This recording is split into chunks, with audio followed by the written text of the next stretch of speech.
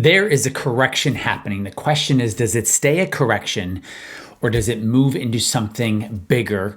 That word is a crash. So is it a correction or is it a crash? I'm going to get into exactly what to look at and how we know if it stays a correction or if things are actually accelerating and getting worse. All right, let's get to it.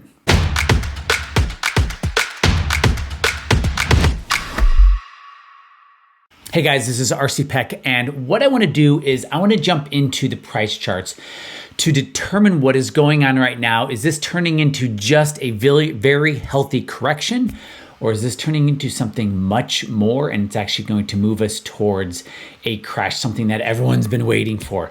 So what's most important is that we look at the price charts to where people would move money to if this was turning into a crash, or is this just a correction? So we're going to look at those price charts. Now, this is why this video matters. Even if you're an investor, or whether you're an investor or a trader, you have to understand if things are accelerating into what we'd call a crash. And crash is such a hypey word. But the reason this matters is because if we start moving into that 20% down for a major index like the S&P or the NASDAQ 100, people's behaviors change very quickly. So knowing where money is flowing, knowing what price is moving up and moving down is so important whether you're an investor or a trader, because if you're an investor, even a long-term investor, you sleep better. You're much more comfortable because you're like, oh, this is a correction. There's nothing to see here. But if it does start to accelerate and become something bigger, then even if you are an investor, you want to start thinking about maybe moving or adjusting some of your positions so you can weather through this storm. Okay, so what I want to do is jump over to the price charts. So I have to go find those bad boys. Okay, or bad girls. Equal opportunity here. So the first thing I just want to look at here is this is the 30-year, this is the yield on the 30-year US Treasury. And I put this together back last year. Remember that long time ago? And just kind of talking about where's the go, no go. Meaning if price is above what line, we should be okay. And if price is below what line?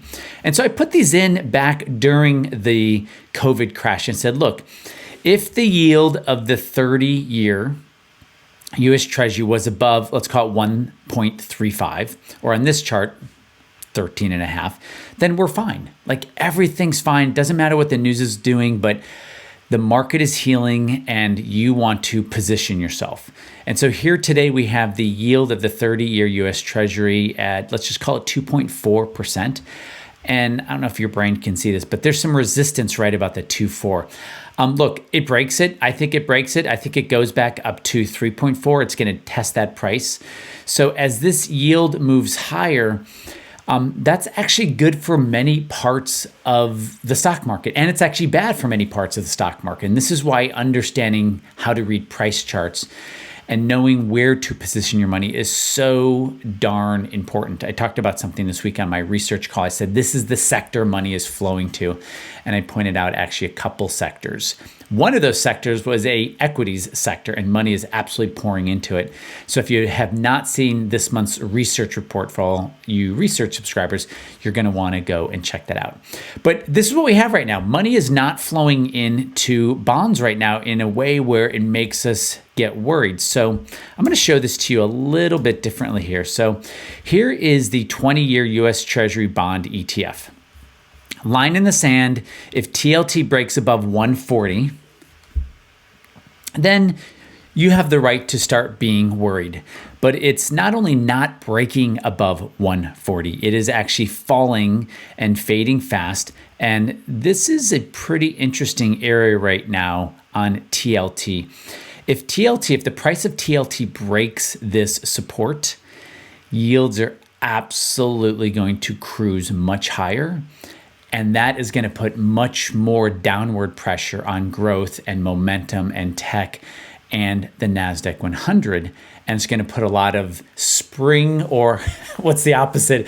It's going to put a lot of momentum behind other sectors that actually enjoy and thrive and do well in inflation.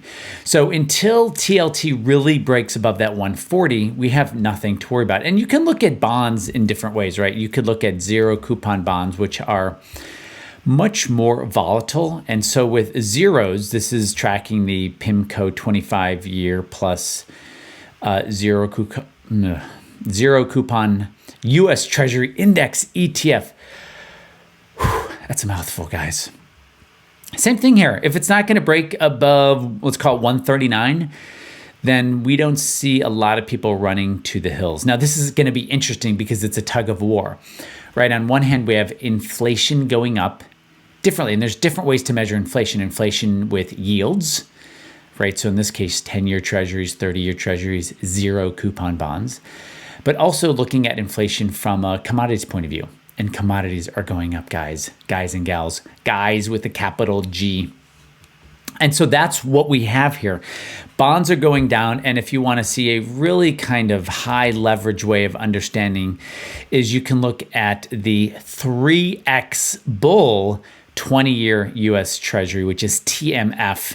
So this shows accelerated moves. And again, it looks very similar, right? It isn't, in this case, if it's above 24.40, then we have to be thinking about the market doing more than a correction. But the market is correcting right now. Those charts I just showed you would have to go higher to start to say this is something more than a correction. So I started this conversation off with you in bonds. Here's a price chart of U.S. stocks, S&P 500 with dividends reinvested. Expect a 10% correction. A 10% correction takes its all-time high, let's see, down to, beginning of the year. I mean, call it 380 on SPY. But if it dropped down to the beginning of the year, not surprised, 10, 12% correction.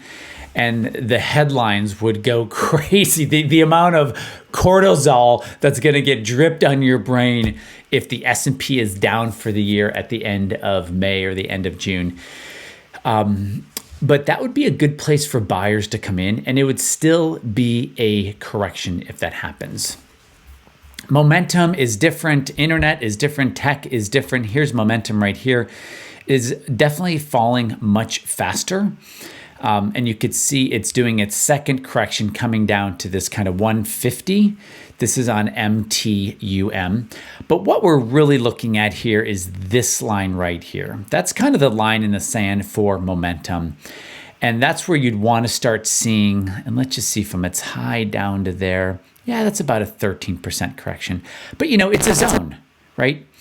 And the thing is, just looking at these price charts and playing along, it's not enough. You actually have to get trained and understand how to position your own money. There are some great conversations in my momentum community, which its goal is to have you save time and have you increase your performance, where people started moving money with their bonds, because there's some bonds that are absolutely doing amazingly well, and there's some bonds that aren't. So it's being in a community like that that helps you increase your performance. Now, here's the Qs here. We're looking at a very similar thing with the Qs, where there's kind of this line in the sand here, right there. So on the Qs, let's call it a very simple $300. And from where the Qs peaked to 300, it's about a 13% correction. But again, it's going to be a zone. So we could see anywhere on the Qs a 13 to a 15% correction. And that should be expected. But look, people are moving out of tech. People are moving out of growth. People are moving out of momentum. And they're moving into those places in the market that have been ignored. And I've talked about this over many videos. And this is what's important about being part of, a community that says, okay, now's the time to move. Let's start moving some of our money. We're not getting negative on the stock market. We're just noticing there's this really big thing going on called rotation, which is really healthy. Knowing where to rotate into and how to rotate into it is really important. Okay, so here's the signal to know when we're done falling. And I did a video this week on ARK Investments. And I really think this is a good barometer, maybe in some ways even better than the NASDAQ 100. So this is ARK Innovation ETF. This is their flagship fund, Kathy Wood's flagship fund. Now it has about 20 billion in it. It's down about 35%. And it has more downside. I talked about if it breaks this support, there's much bigger downside to that fall. So we could see this fall, and from the peak, let's just go about 50%. That would not be something crazy. For easy math, let's call it $80. So from where ARK is today, an $80, it would be about another 22% fall from there, or a total of a 50% fall. ARK, ARKK, was up about, we can look here, guys, but let's just look. 3.5x. So, up a multiple. When something's up multiple in a year, expect a 40 to 50% correction. And that's what we're seeing across the board on all these growth, all these momentum, all these tech, all these internet. We're seeing that.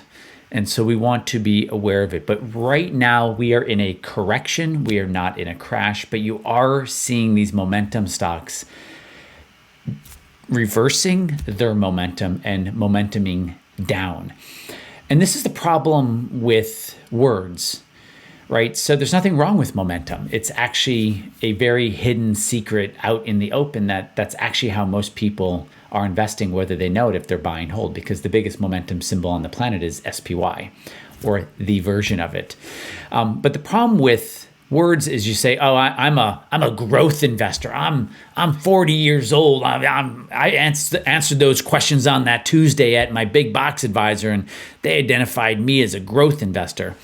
Well, guys, I think that's a problem because you married to some word, and growth is decelerating. Growth is accelerating to the downside. But what if the new growth was value? Right? What if the new growth was dividend? What if the new growth was your grandma's type of stocks? Then how do you square that? Like, oh, but it says this, but it's not this. And the way you square it is you get away from words and you start moving towards price direction and price charts and having a community of people who go, yep, I see what you're doing. That you're following your system, you're following your approach. So for right now, we are in a correction and a rotation, right? So it's very likely some things when they correct, they will go up, but they will underperform. And that's why really understanding how to read price charts and knowing where to adjust your money is so important to better performance, safely accelerating that performance, greater performance. Thanks, guys, for being in my world. I appreciate you. If you have questions, please leave them in the comments. I like comments. And also, please ring the bell and like this because it makes a difference. And also, too, guys, if you like this video, you will love my free course, Clarity and Control. And it is just that. It is an absolutely free course. And it's called Clarity and Control. The two things I have heard from people over the last 2+ decades of what they want. People want more clarity over their investments. Do I trust this person or do I trust this person? Well, I like them both. They're saying something opposite, and I don't know which one to follow. And that's because that person has a lack of clarity. They don't have a filter that can say which one to follow, which newsletter to follow, which symbol to follow. That's clarity. And the other is control, getting control back over your finances, over your portfolio, over the security of your future, financial future, knowing you will have enough. So that is Clarity and Control. It is absolutely free, and it is in the description. So thank you guys for being in my world. I appreciate you. There's that. I want to share something personal with you. For Mother's Day, my mom and dad came over, and my sister and nephew, and I had my kids with me. And I look for moments of engagement. I want to create moments of connection and engagement with my kids and with my parents. And I talk less and less about my kids because I don't want to talk a lot about my kids on the internet because it's kind of a dangerous place. But I can talk about my parents.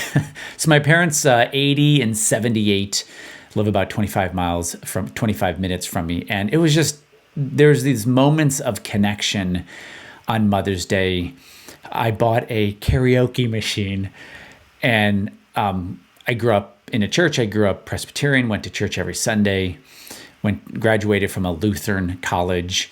And so one of my memories of, and I didn't know it was a memory, but one of my memories of growing up was singing with my dad in the church. And so we sang on Sunday, and it was just so sweet and so lovely, and we sounded horrible. But just those moments of connection are so important. And so, I guess I'm sharing this with you for you to find your own moments of connection. We didn't have to go on a vacation to Hawaii. We didn't have to spend thousands or tens of thousands of dollars. The karaoke machine was $200 on Amazon, and I've gotten so many moments of connection out of it. So I hope you look for those connections too. Thanks, guys, for being in my world. I appreciate you. I will see you on the next video. Okay, bye.